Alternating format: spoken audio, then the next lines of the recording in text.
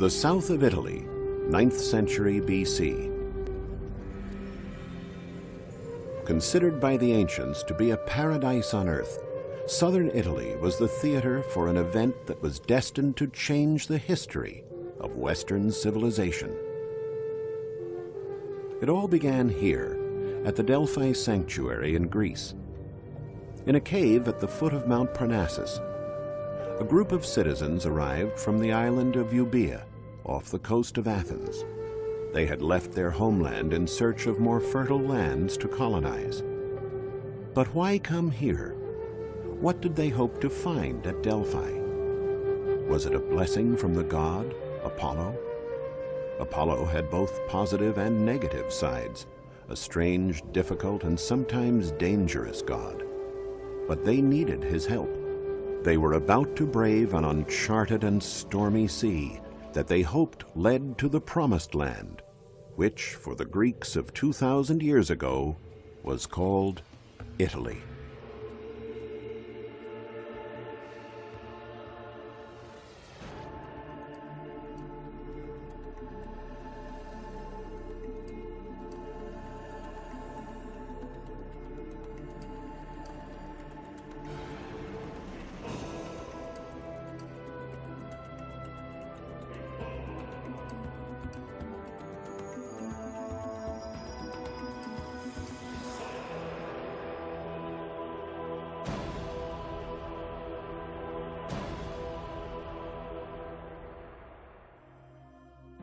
For more than 1,000 years, millions of people traveled to Delphi to seek answers from the oracle of Apollo. His advice was especially sought by colonists setting off to discover new lands. First, there were the uncharted and perhaps dangerous waters that they intended to cross. And second was simply the religious and spiritual importance of the sanctuary at Delphi at that time. Standing almost 2,000 feet above the sea, between the Gulf of Corinth and Mount Parnassus, Delphi was the Greek or Hellenic world's most famous sanctuary. Some of the greatest masterpieces of Greek art were concentrated around the temple. Today, all that is left of the statues that once adorned the sanctuary are their bases. They were colossal sculptures made of very expensive materials, and there were thousands of them. The sight of them heightened the pilgrims' expectations. There was the bronze bull, donated by the inhabitants of the island of Corfu in 480 BC. This was in honor of a bull who dove into the sea, leading fishermen to a great catch of tuna. And the splendid bronze copy of the celebrated Trojan horse, donated by the inhabitants of Argos in thanks for the spoils of war from a victory over the Spartans. But the centerpiece of the sanctuary was the Temple of Apollo, the god that oversees all beginnings, the protector of order and harmony. For those who made the pilgrimage to Delphi in search of answers, the temple was an impressive sight. It had 6 columns made of tuff along its front and 15 on each side. The frontons were faced with marble. In the pronaos, or portico in front of the cella, famous maxims were inscribed on the columns such as, "All things in moderation," and "Know thyself," phrases which capture the deepest essence of Greek wisdom. But it was the words of Apollo, transmitted through his oracle, that resonated most deeply with the Greeks. The oracle's predictions were transmitted through the frenzied words of an old priestess who interpreted the answers of the god. In a cave, the faithful awaited the response from the priestess, who, in a state of trance, recited prophetic words regarding the route to follow and where they should land. By following these directions, and probably those of sailors as well, the first Greeks reached the shores of the island of Ischia in the Gulf of Naples about 2,800 years ago. This marked the beginning of the Greek colonization of southern Italy, a vast territory given the name of Magna Graecia, which in Latin means Great Greece. But what was Magna Graecia? Basically, a group of polis, or city-states, whose wealth and power would soon exceed that of the Greek cities of the motherland. For the Greek settlers, used to the searing sun, aridness, and mountains of their homeland, Italy was a true paradise on earth, with its mild climate, abundant watercourses, and fertile plains. From the first cities sprang more. The inhabitants of Sybaris, founded by Peloponnesian Greeks, built Poseidonia, now Paestum. The people of Cumae, originally founded by Greeks from the island of Euboea, created Parthenope, which was to become the Athens of the West and is now known as Naples. Many of the residents of Naples are thus of Greek origin, direct descendants of those early settlers from Euboea. Naples is the commercial and cultural heart of the Mezzogiorno, Italy's south, the promised land of the ancient Greeks.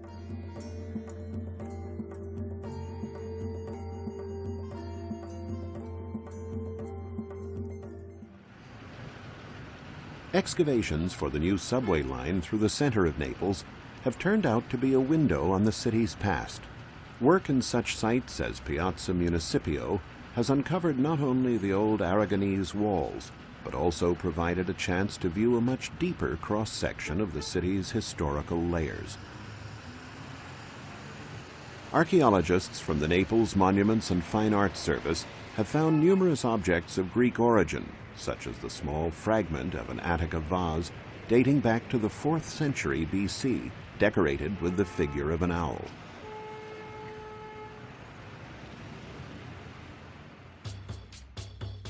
Naples remained a Greek city for many centuries, even during the domain of the Roman Empire.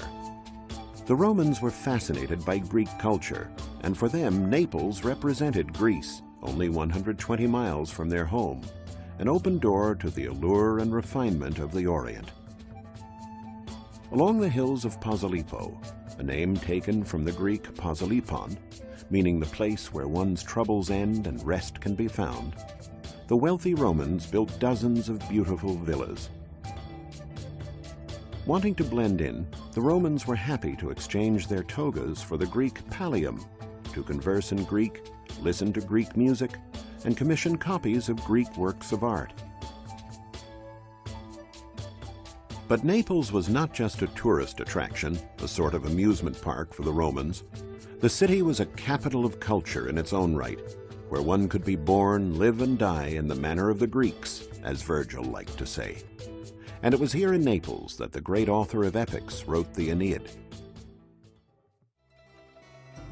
Reproductions of masterpieces of Greek sculpture were much sought after, a big business at the time.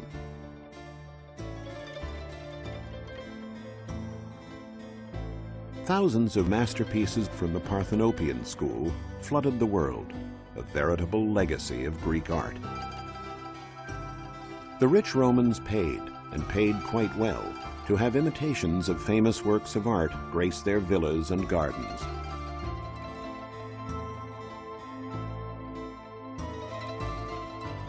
Another aspect of Greek culture the Romans appreciated was theater. To stand on the stage of the Naples Theater was the dream of every artist, the consecration of a life, a yardstick of success.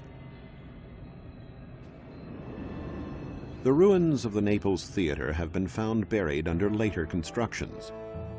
If you go down into the basements of private residences now standing on the spot, you can discover what remains of the theater, made famous partly because it was the site of an exceptional premiere appearance. The Emperor Nero himself made his debut as a poet in this theater. Nero loved both poetry and music, and performed many times on this stage before an audience whom he spoke with in Greek.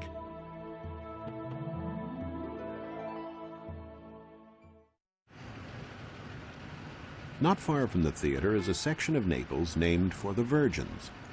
Here, hidden behind this door, several yards underground, is a veritable treasure, a Greek hypogeum from the 3rd century BC. Hypogea were large subterranean chambers having the dual function of being a burial ground and a sanctuary. It was in the hypogea, for example, where ceremonies were held dedicated to the oriental god Mithra, who was worshipped widely in Naples. This well-preserved one, the Crystallini Hypogeum, was built outside the city walls in an area that in ancient times was nothing but forests and fields. Everything here evokes Naples' ancient past, even though it is quite probable that the bones and skulls date back only to the 17th century, the period of the Great Plague during the Spanish rule. The discovery of the chamber only 100 years ago amazed archaeologists with its finely conserved state. There are votive edicula and delicately frescoed walls with figures still glowing in bright colors, and funerary urns for the mortal remains of the deceased. But what is perhaps most striking are the touching farewells to the departed, written in Greek on the walls. Here a father addressed his daughter, Aristogoras, with touching simplicity. "Goodbye, my beloved daughter."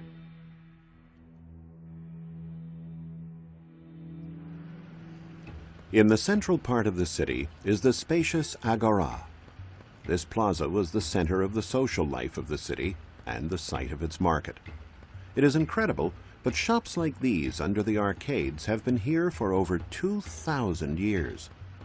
And it is amazing to note that these narrow streets all have the same width, about 10 feet, and are spaced at regular intervals of 115 feet. The explanation given by archaeologists is that the modern-day streets still follow more or less exactly the Greek streets that were laid out when the city was founded 2,500 years ago. An example is the present-day Via Tribunali, which follows one of the two principal axes of the Greek city, and is one of the few broad avenues in Naples. The Agora is also famous for its magnificent temples. The Church of San Paolo Maggiore is the classic example of a Christian edifice standing on the ruins of a pagan temple. The ancient temple was dedicated to the Dioscuri, Zeus's twin sons, who were doomed to live and die on alternating days. Only these two beautiful Corinthian columns remain. But when it was new, the temple existed on a grandiose scale. We can once again view the great temple as it appeared almost 2,000 years ago. Thanks to a Greek inscription found nearby, it turns out that the temple was restored in the 1st century AD during the reign of the Emperor Tiberius, at the expense of two rich liberti, freed slaves who had become administrators of the imperial family's wealth.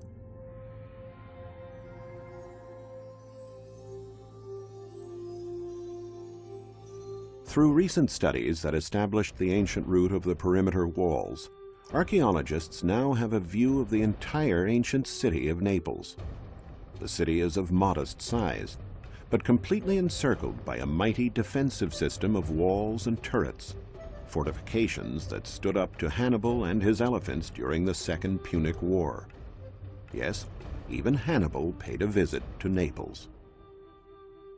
From the top of the walls, you could have witnessed the dramatic events recounted by the Roman historian Titus Livy that took place in the area near the present-day Piazza Dante in the heart of Naples. Livy wrote, "The cavalry of the Neapolitan army succeeded with rapid sorties to sow confusion in the enemy ranks, and thus forced Hannibal to abandon his siege." Walking through the streets of modern-day Naples, you can see traces in the features and gazes of the Neapolitans of the incredible mix of races that marked this corner of the Magna Graecia during the Hellenic and Roman period. Egyptians, Romans, Italians, Illyrians, and Africans were all accepted within the city walls into the community founded by the Greeks, an exemplary demonstration of tolerance. Naples was only one of many Greek cities in Italy. Paestum, 60 miles to the south, was the location of a very important Greek sanctuary. We don't know exactly when Paestum was founded, but it certainly dates back to at least 600 years before the birth of Christ and was founded by settlers from Sybaris, another city of Magna Graecia. Paestum's importance in antiquity is evidenced by these walls that surrounded the inhabited areas. But the best testimony to its wealth are the great temples of the sanctuary, built in the 7th and 6th centuries BC. At that time, Paestum was known as Poseidonia, the Greek name for the city, in homage to the sea god Poseidon. This temple, improperly called a basilica by the early scholars, is the oldest one. It was dedicated to the goddess Hera, a divinity who was venerated as the goddess of fertility and maternity, and who would watch over women when they were about to give birth.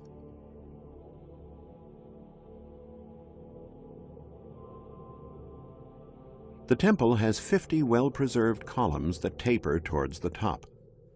The capitals and the temple decoration in general are in Doric style. About 100 years after the construction of the basilica, the inhabitants of Paestum built the so-called Temple of Poseidon in the immediate vicinity.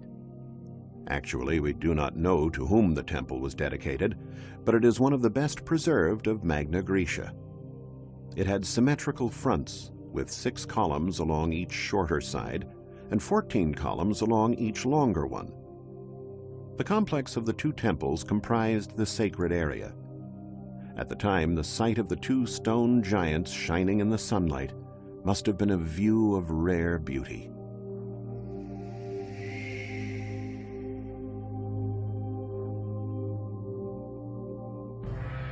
Another great temple of the city is the one dedicated to the goddess Athena.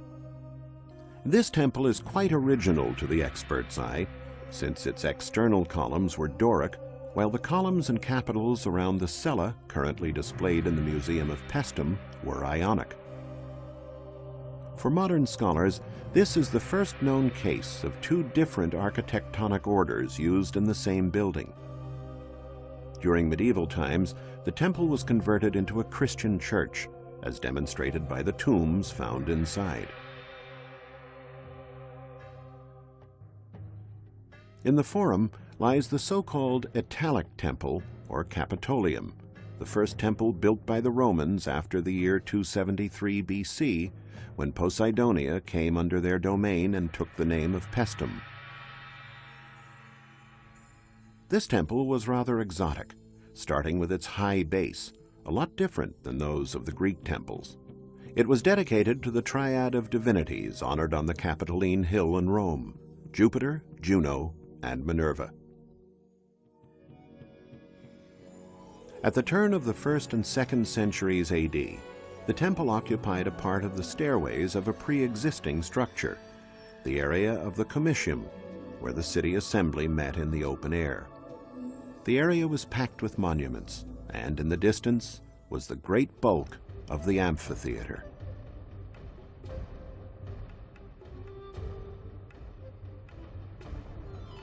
Sacred rites in these temples were carried out under strict guidelines. Inside of the temple dedicated to the goddess Hera, for example, we find a large cella with 3 naves and a bi-level colonnade. But in ancient times, it was only the priests and initiates who were allowed to walk down the colonnade and enter religious buildings. Others would have to stop in the pronaos in front of the entrance. Every morning the priests purified the cella with holy water and made offerings of food and drink to the large statue of the goddess. The door was the only opening in the cella.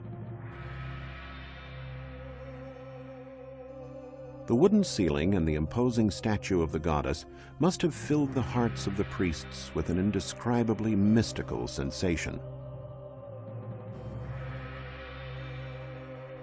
The temples at Paestum have always fascinated the numerous people who visit them. In the 18th and 19th centuries, famous celebrities such as the archaeologist and art historian Winckelmann and the poets Goethe and Shelley would come to Italy on their grand tour as a kind of pilgrimage in search of beauty. Another fascinating Greek site not far from Naples is a small fishing village known as Potswili. In ancient times it was called Dikyarchia, which in Greek means City of Justice. It was founded in 529 BC by refugees from the island of Samos, including the philosopher Pythagoras, who were fleeing the tyranny of Polycrates. The liberty they won was relatively short-lived. In 190 BC, a Roman colony was instituted on the ruins here that took the name of Puteoli, later becoming Pozzuoli. On the promontory, the ancient acropolis of the city, the Romans built a large temple during the Augustan period. The temple was revealed again recently after a fire destroyed the church of San Proculo in 1963. Pozzuoli was the most important port in the empire for descendants of the Greeks, Rome's true gateway to the sea. There were docks here for large cargo ships that transported goods all over the empire. Today, nothing remains of the ancient piers. Only a 19th century print that gives us a glimpse of its 15 arches. The economic and commercial importance of the city is evidenced by the Macellum, the market, second in size and variety of services only to that in Rome. The Macellum was also known as the Temple of Serapis, after the Greek divinity and patron of markets. In 1750, excavations in the Macellum were ordered by the King of Naples, Charles IV of the Bourbon dynasty. They immediately encountered a small mystery. The columns were pocked up to a certain height with strange and irregular holes. Studies showed that the holes were related to the phenomenon known as Bradyseism, the rising and falling of the Phlegrean coast with respect to the sea. The temple was thus at times submerged by the sea, and when it rose again it was marked by these holes made by mollusks known as lithophaga.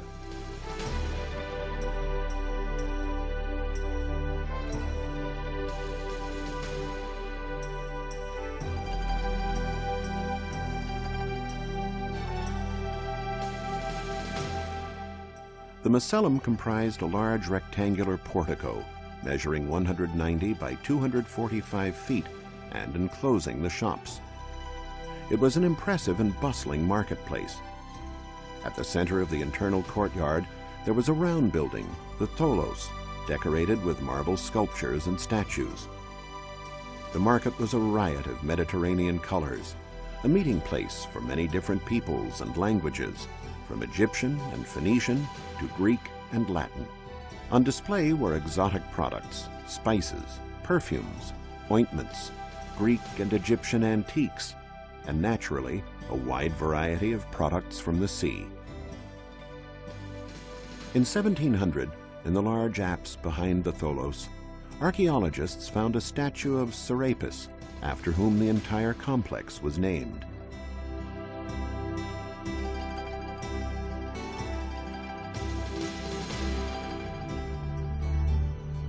Not far from Pozzuoli, in another part of the Phlegrean fields, is the beautiful and unsettling Solfatara, the best-known volcanic crater in the Phlegrean area. The volcano has been dormant for at least 2,000 years, but its characteristic phenomena are still visible today. There are few places where one has the clear impression of the phrase, "fire in the belly of the earth." Tradition has it that giants were chained here after being defeated in a bitter fight with almighty Jupiter. The Phlegrean fields, according to this ancient myth, are unstable because of the agitated, convulsive movements of these giants. Another area related to myths about the underworld is the nearby Lake of Averno. The door to Hades was said to be found on its shores, blanketed in ancient times with a thick forest. According to Virgil, the Sibyl's Cave was also here, where both Aeneas and Ulysses went to begin their journeys into the underworld. The Magna Graecia was a home to people who not only loved literature and art, music and poetry, architecture and drama, but who appreciated the lush landscape, the open seas, and the tantalizing mythology that came with the territory. For gods and goddesses, and sailors and warriors who came home from the sea, Magna Graecia was almost heaven on earth, an enchanting land, combining a nobility that was all Greece on a palette of exceptional beauty.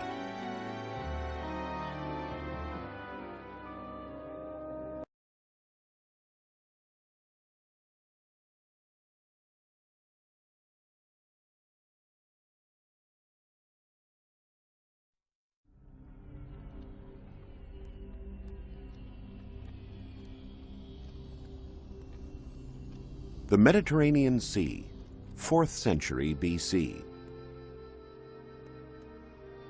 In every era, people of different ethnic groups have migrated in search of new land to lay the foundations of new civilizations. Sicily, a fertile and welcoming island, was the site of massive migration. The Phoenicians were the first to set up trading posts here that later grew into cities. However, they only considered the island a convenient landing place. Starting from the 8th century BC, the island that was so inviting and rich with water and pastures attracted the attention of another people, the Greeks, who emigrated there in great numbers. In a few centuries, there were such large colonies on the island that Sicily had a larger population than Greece itself. Archaeological excavations in Sicily revealed cities with more temples than were ever seen in Greece. Come with us as we explore the dramatic history of the largest island in the Mediterranean Sea.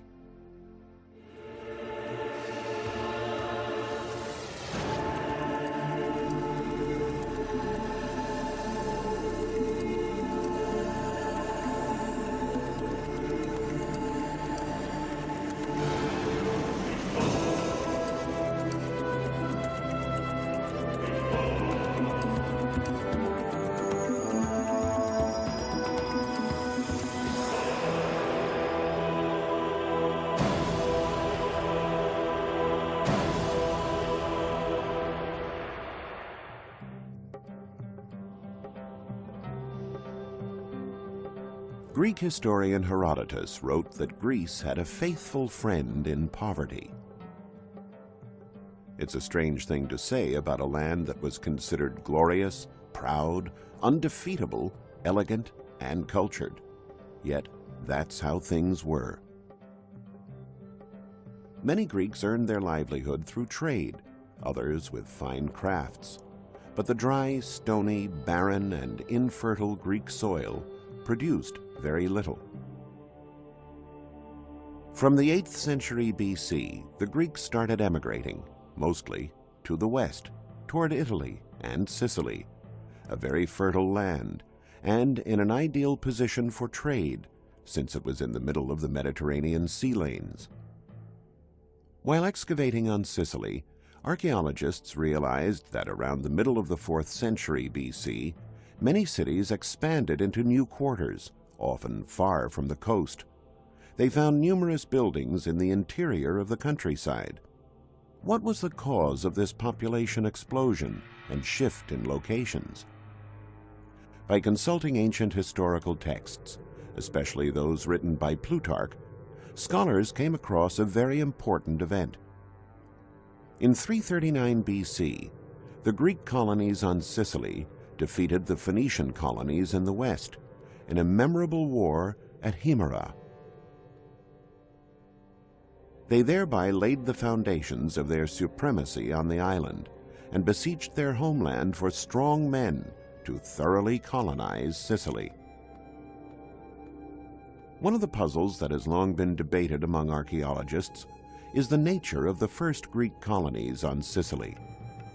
Were the first settlers, the pioneers who came to Sicily, peaceful explorers who lived in harmony with the local inhabitants, the so-called Sicanians, or did they forcefully take control of the best land on the island? According to the accounts of ancient historians, the Greeks were belligerent people, Unlike the Phoenicians, who also settled on the island, although only for trade purposes, Greek settlers were described as being intent on owning arable land. While the Phoenicians built emporiums along the coast and were not interested in the interior, the Greeks tended to expand and take military control over vast areas. Ortygia is a small island adjacent to Sicily, and the first settlement of what would become the largest Sicilian colony of ancient times, Syracuse. Excavations under the present-day cathedral there, which incorporated the Greek temple of Athena, led to the discovery of an ancient indigenous colony that was supplanted in the 8th century BC by a Greek colony. Archaeologists were able to pinpoint the date after studying the type of pottery they found. Studies revealed that Greek settlers had driven out the native Sicanian peoples, conquered the city of Syracuse, and expanded beyond Ortygia into the mainland.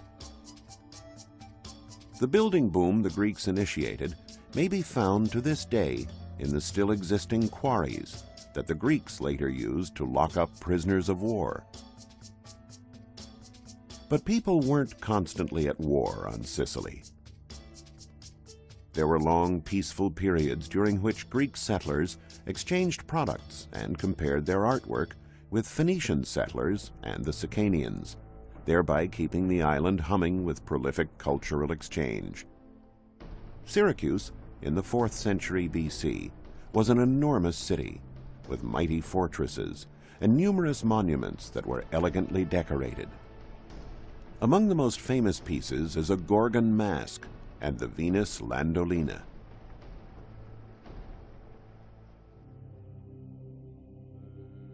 Across the canal on the mainland was the second part of the city, a city that had become the largest and most important in Sicily.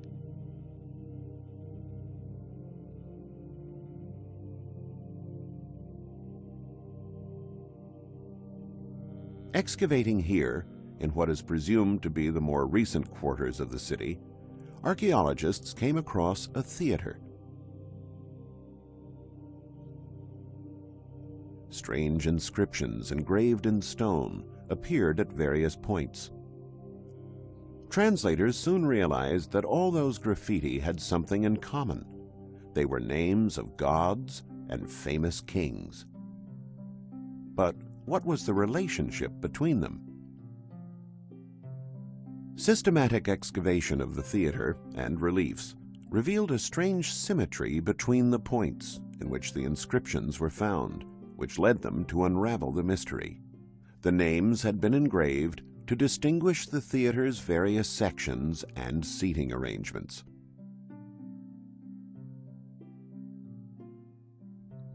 It was here that the premiere of one of the most representative dramas of Greek culture, The Persians by Aeschylus, was held.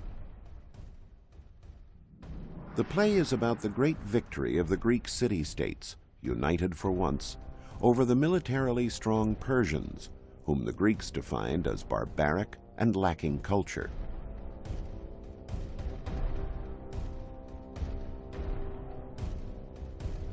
The premiere at Syracuse meant that Sicily had become, over time, an integral part of Greece.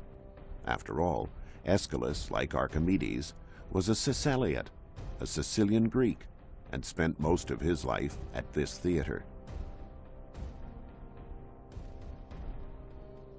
The theater symbolized the presence of Greeks on Sicily.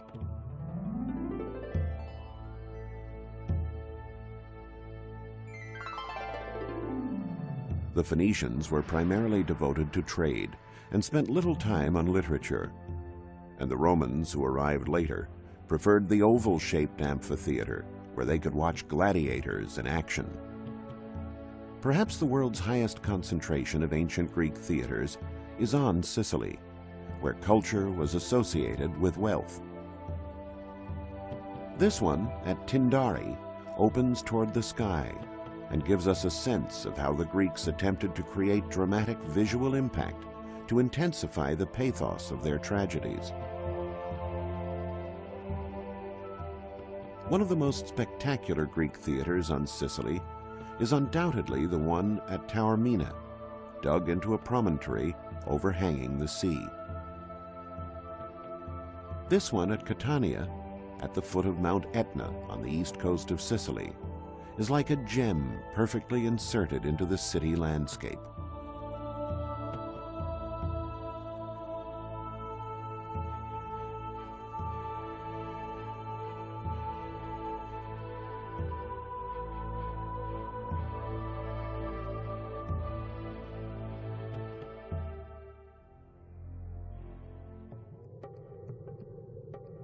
On the other side of the island was Agrigento, and along the way was a noted latifundium, a great landed estate with a magnificent home, almost a palace, and a rest stop, a so-called Filosofiana Statio. This place for centuries existed only in the pages of an antique guidebook called the Itinerarium Antonini, but eventually it started revealing traces of itself.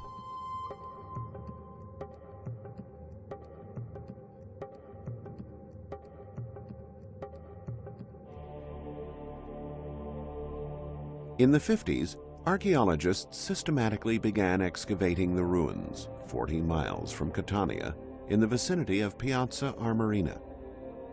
They came across a real treasure, the Villa del Casale, an owner's country house containing the largest, richest, and most complex set of late antiquity mosaics that have stood the test of time. Nearby, at a place called Sofiana, similar treasures were discovered, preserved over the centuries. Archaeologists unearthed some bricks there, stamped with a seal with the word philosophe impressed on it. By joining both words, we get Filosofiana, the ancient and wealthy landed estate described in the Itinerarium Antonini.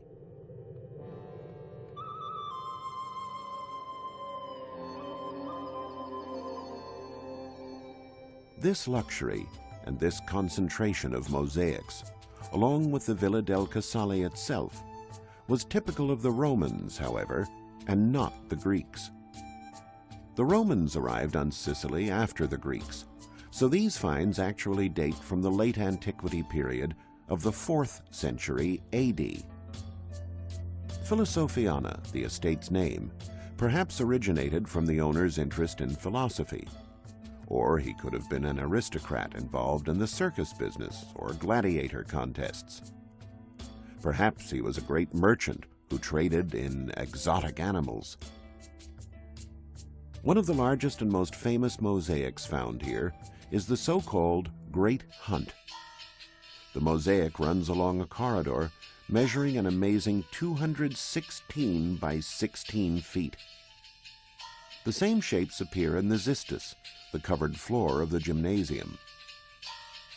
This other mosaic, found not far away, which modern scholars have called Girls in Bikinis, has led us to believe that a gymnastic competition was held in the corridor of the Great Hunt. Reaching Agrigento at the other end of the island, we find a valley studded with temples, many of which are miraculously still standing.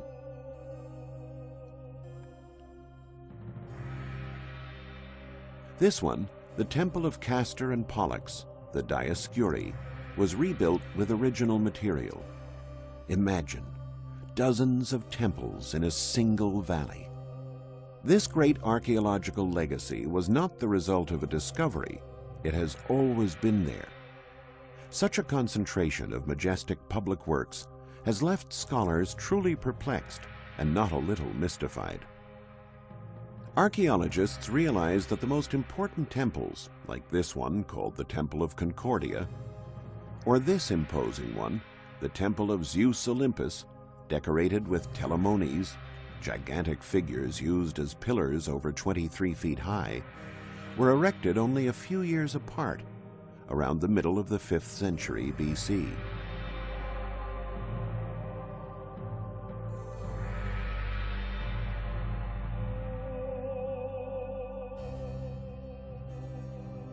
who could have handled such a huge workload in such a short time? And where did all the money come from? Scholars looked for the answer in ancient books by Greek historians Herodotus and Diodorus Siculus. They speak about a tyrant from Agrigento called Theron, who a few years earlier had won a devastating war against the Phoenicians. The victory brought him riches. It also brought him an incredibly large number of slaves, so much so that some inhabitants of Agrigento owned over 500 of them. The slaves were obviously a great help in building a valley full of temples.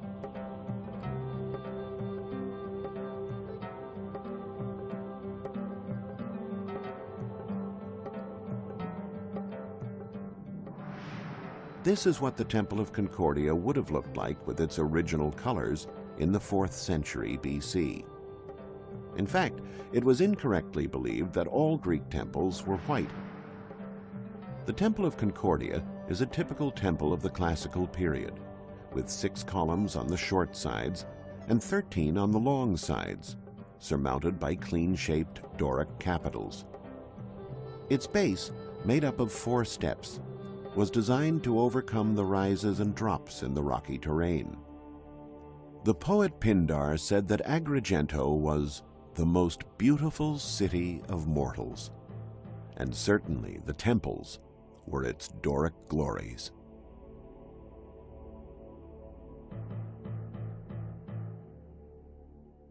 In a tranquil setting not far away, at Selinunte, also known as Selinus, one can find 3 temples in a row erected on level ground.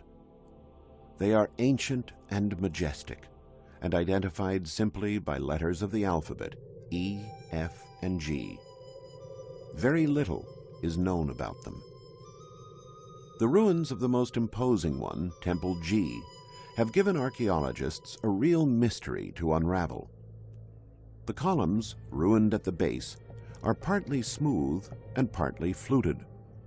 Although the different styles were both used by the Greeks, in no temple were both styles used together. Archaeologists wondered about the reason for this mixture. It was certainly not for aesthetic reasons, since classical Greek art was based on stylistic consistency.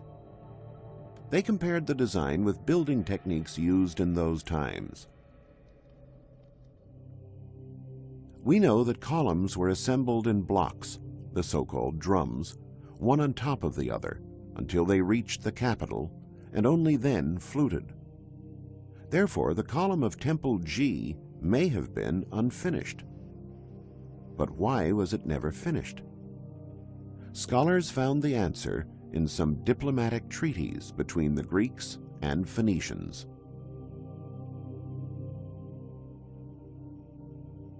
Although Selinunte remained a Greek city, it came under Phoenician influence around 409 BC. That date marked a watershed in its history.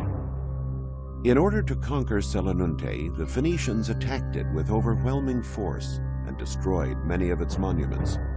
Most likely, Temple G, still needing its final touches, was destroyed at that time.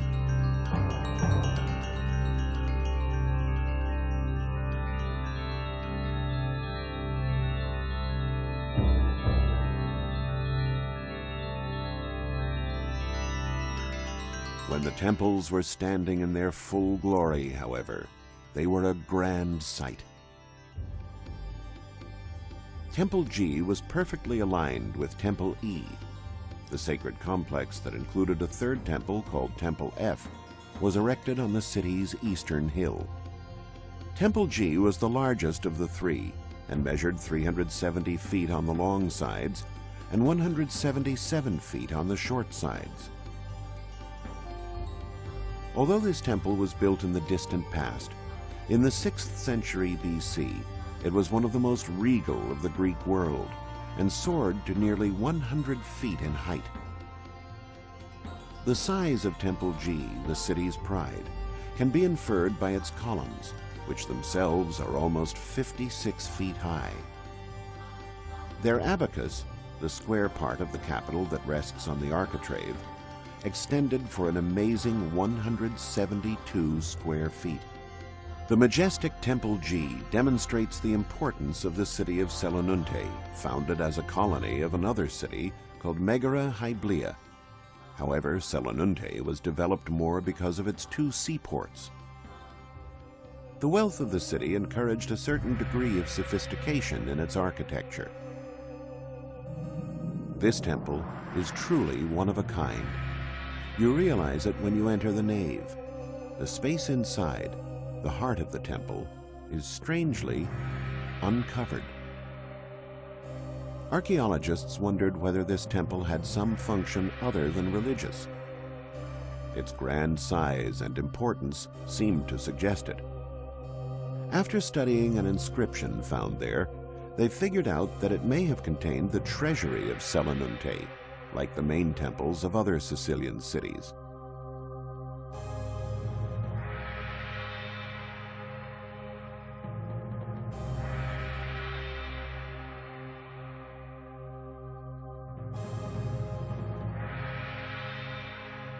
The central nave was arranged on two levels. The upper level, accessed by two side staircases, was not open to worshippers.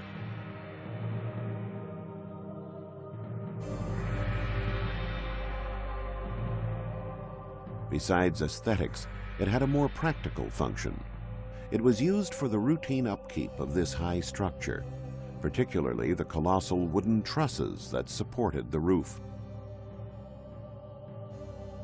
The temple's cella housed the statue of the god, probably Apollo or perhaps Zeus. Among the ruins, archaeologists discovered only a headless bust, so the discussion remains open.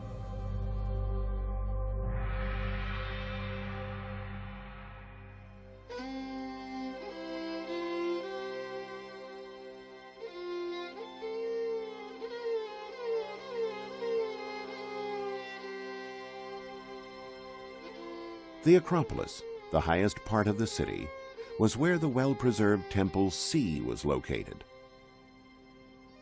The new Phoenician quarters were built in the vicinity of the Acropolis after Selinunte had come under their control. But the Greeks had decided to stay, and the Elemi, an indigenous population from nearby Segesta, later frequented the city. They often fought with the inhabitants of Selinunte, but at times also collaborated with them. In this connection, Greek historian Thucydides recalls the signing of a treaty between the two peoples that allowed them to intermarry. Thus, more than in any other place on Sicily, on this Acropolis, one could perceive that mixture of races and variety of backgrounds that make a culture great.